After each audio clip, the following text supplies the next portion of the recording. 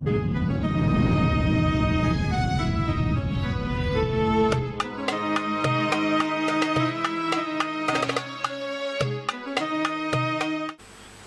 setiap makhluk apapun yang diciptakan Allah pasti ada hikmahnya. Habib Ali bin Muhammad Al-Habsyi sahibul Maulid mengatakan khalaqal khalqa li hikmah. Allah menciptakan makhluk itu pasti ada hikmah, pasti ada rahasia di dalamnya. Yang rahasia itu merupakan kebaikan yang kembali kebaikannya kepada manusia itu pula, bukan kepada Allah Subhanahu wa taala. Nah, itu artinya kita mensucikan zat Allah daripada yang tidak layak, mensucikan sifat Allah dari yang tidak layak, mensucikan perbuatan Allah dari yang tidak layak. Itu buah keimanan kita kepada Al-Quddus tadi. An-Nabi dzari'ati wa huwa ilaihi wasilati. An-Nabi dzari'ati wa huwa ilaihi wasilati. Salamun salamun alaikum ala nabi.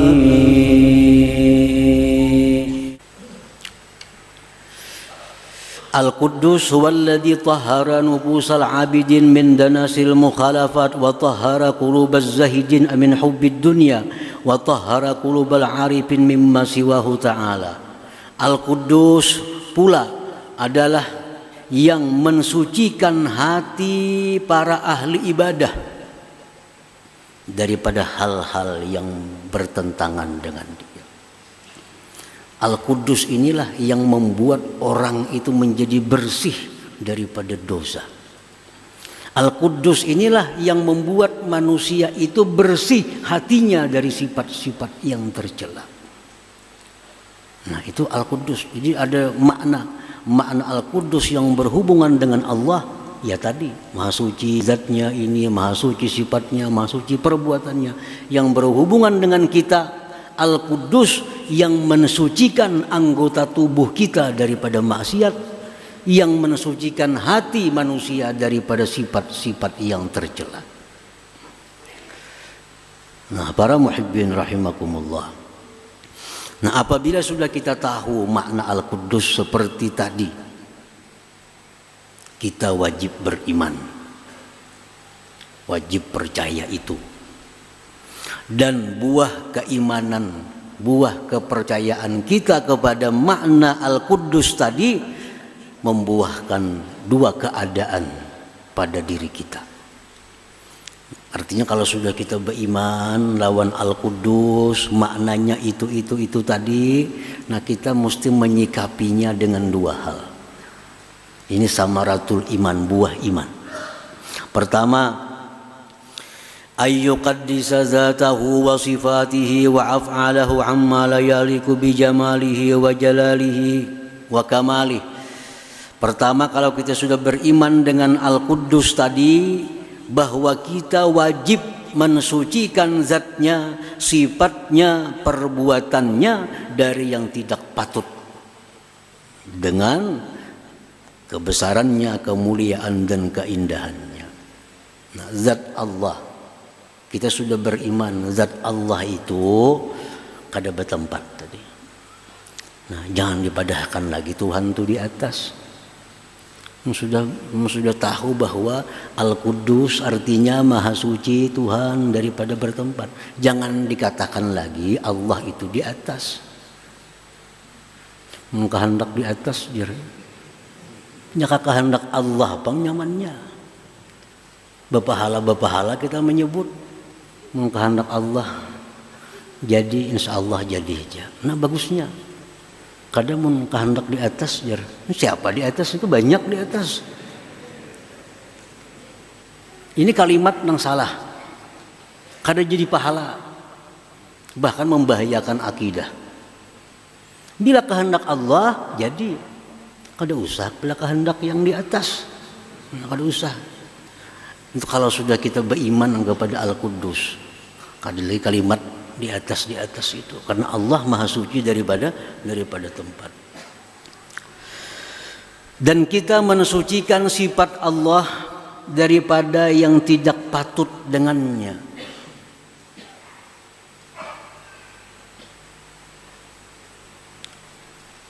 Mensucikan sifat Allah dari yang tidak patut. Misal kita mendesak Allah. Mendesak Allah. Ini orang kada beriman dengan Al-Quddus. Padahal Al-Quddus itu artinya Allah tidak bisa didesak. Maha suci Allah daripada dipaksa.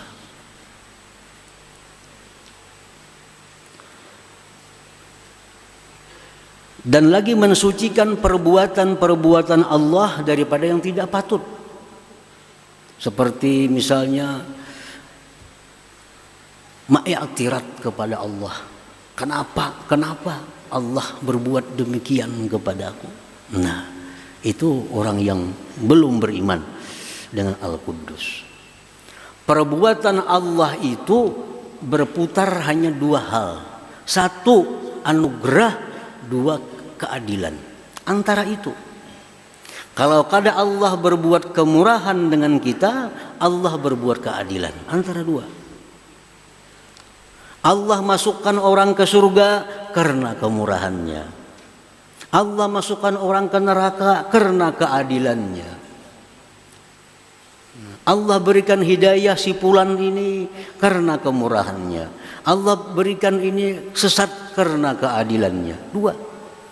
Bila ada kemurahan, keadilan. Tidak sedikit pun bahwa Allah Ta'ala itu perbuatannya itu zalim. Walaupun sekilas dianggap sakit perbuatan Allah. Tapi seluruh yang diperbuat Allah itu walaupun sakit, walaupun pahit, tetapi bagi kita pasti ada hikmahnya. Jangan sampai karena kita ini banyak dapat musibah, segala macam musibah. Padahal kita sembahyang, padahal kita puasa, padahal kita zakat, padahal kita beribadah. Tapi banyak musibah datang, jangan sampai kita beranggapan, oh kenapa Tuhan macam ini? Kenapa orang sebelah nang kada sembahyang, nyamannya hidup? Aku nang sembahyang buha, membaca surah Waqiah, kenapa susah, banyak hutang? Nang di sebelah mana berbuat riba segala macam, kenapa makmur? Jangan sampai demikian. Allah maha suci daripada berbuat kezaliman. Allah tidak akan menurunkan penyakit kepada kita, melainkan ada hikmah perbuatan Allah. Ada kebaikan yang dikehendaki oleh Allah Subhanahu wa taala kepada kita. Para muhibbin rahimakumullah. Seorang dokter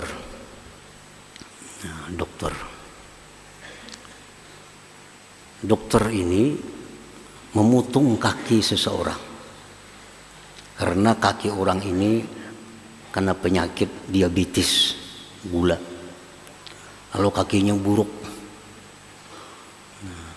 Dokter tak dipotong dokter. Ini menyakiti, memotong betis orang. Ada orang kena penyakit usus buntu. Dokter membedah, dibalahnya parut. Sakit nih. Apakah dokter ini zalim dengan orang ini? Zalim tak dokter tuh? Maulah pasien ini mengatakan atau keluarga pasien, "Uma jahatnya dokter, kenapa betisnya ditatak? Uma jahatnya dokter, kenapa parutnya dibalah?" Nah, tentu kita kadang akan mengatakan itu kepada dokter. Bahkan kita berterima kasih kepada dokter. Bayar lagi. Bayar. Karena tersanda pehumaan, berobat, tersanda macam-macam. Padahal disakitinya. Nah, kenapa kita rela terima kasih sama dokter, bayar, kaki dipotong? Karena ingin menyelamatkan yang lebih banyak di tubuh kita. Itu. Karena ingin menyelamatkan yang lebih banyak di tubuh kita. Kalau dibiarkan ini menjalar, nah bisa kemana-mana penyakit nih. Nah untuk membuang penyakit itu dokter mengambil kesimpulan amputasi, potong kakinya. Dengan senang hati kita sebelah batis saja lagi. Ikhlas, ridha. Karena menyelamatkan sisa tubuh yang lebih banyak. Nah, itulah rahasia Allah kenapa memberikan kita penyakit. Penyakit. Tubuh kita ini dibandingkan dengan roh tidak ada apa-apanya. Tubuh kita, jasad kita dibandingkan dengan roh kita tidak ada apa-apanya jasad. Nah karena roh kita ini banyak dosa. Nah roh kita ini banyak dosa. Banyak maksiat, banyak segala macam.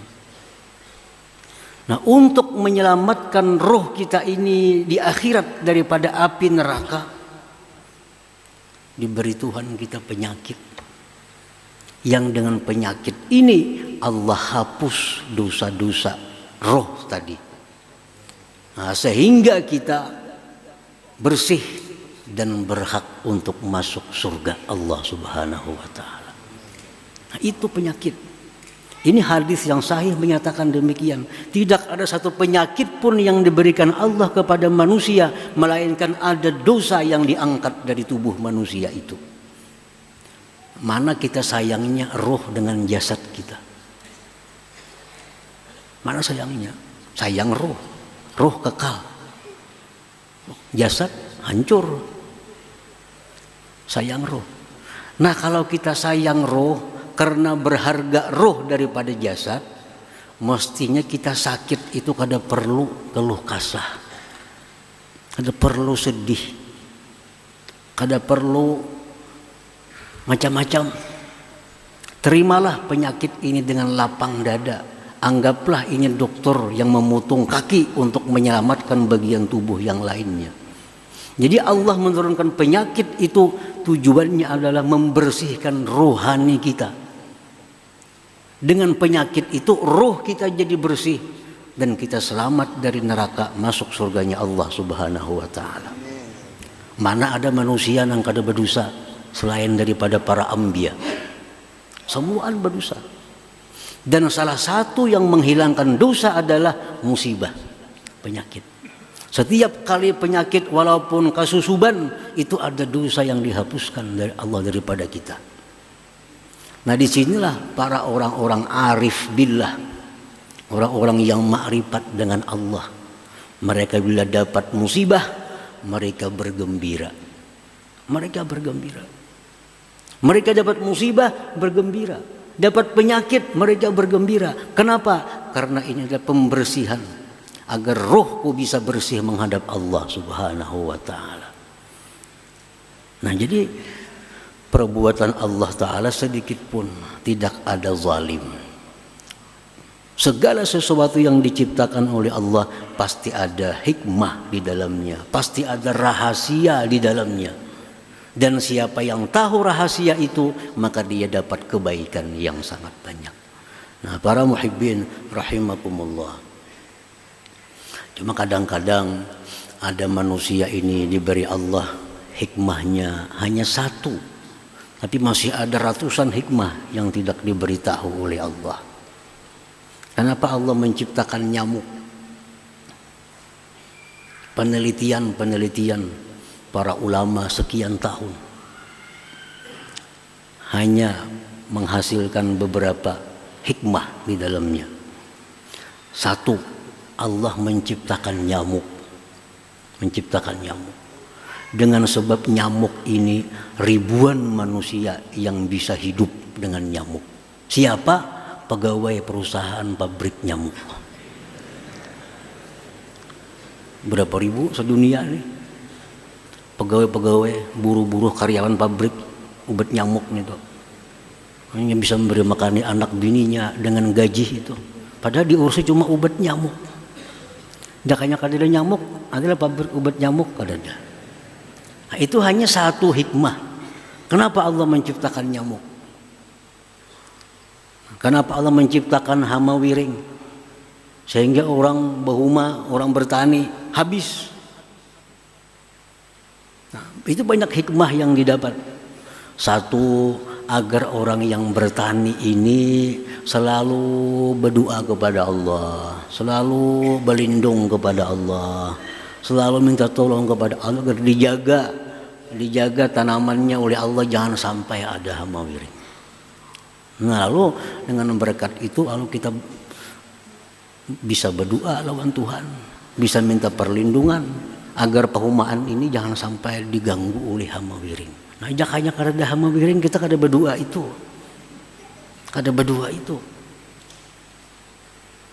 Pokoknya setiap makhluk apapun yang diciptakan Allah pasti ada hikmahnya. Habib Ali bin Muhammad Al-Habsyi sahibul Maulid mengatakan khalaqal khalqa li hikmah. Allah menciptakan makhluk itu pasti ada hikmah, pasti ada rahasia di dalamnya. Yang rahasia itu merupakan kebaikan yang kembali kebaikannya kepada manusia itu pula, bukan kepada Allah Subhanahu wa ta'ala. Nah, itu artinya kita mensucikan zat Allah daripada yang tidak layak, mensucikan sifat Allah dari yang tidak layak, mensucikan perbuatan Allah dari yang tidak layak. Itu buah keimanan kita kepada Al-Quddus tadi. Nah, para muhibbin rahimakumullah, selanjutnya yang kedua adalah wa ayyuqaddisa jawarihahu anil ma'siyah wa dzalika bitaubah wa batinahu an sifatil mazmumah wa dzalika birriyadah wal mujahadah. Nah, orang yang beriman kepada Al-Quddus, satu, mensucikan Allah tadi. Yang kedua, dia mensucikan anggotanya daripada maksiat. Caranya bitaubah, dengan tobat. Dan mensucikan batinnya dari sifat-sifat tercela, sombong, angkuh, ria dan sebagainya, dengki, dendam.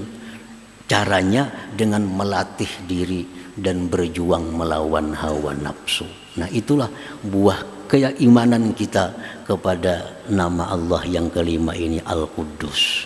Nah, mudah-mudahan Allah Subhanahu wa ta'ala memudahkan kita untuk mendapatkan buah keimanan kepada Al-Quddus ini. Amin ya rabbal alamin. Ya hadratin Nabi sallallahu alaihi wasallam. Al-Fatihah. Iyyaka na'budu wa iyyaka nasta'in. Shiratal mustaqim. Shiratal ladzina an'amta 'alaihim ghairil maghdubi 'alaihim. Bismillahirrahmanirrahim. Alhamdulillahi rabbil alamin. An-nabi dzari'ati wa huwa ilayhi wasilati. النبي ذريعتي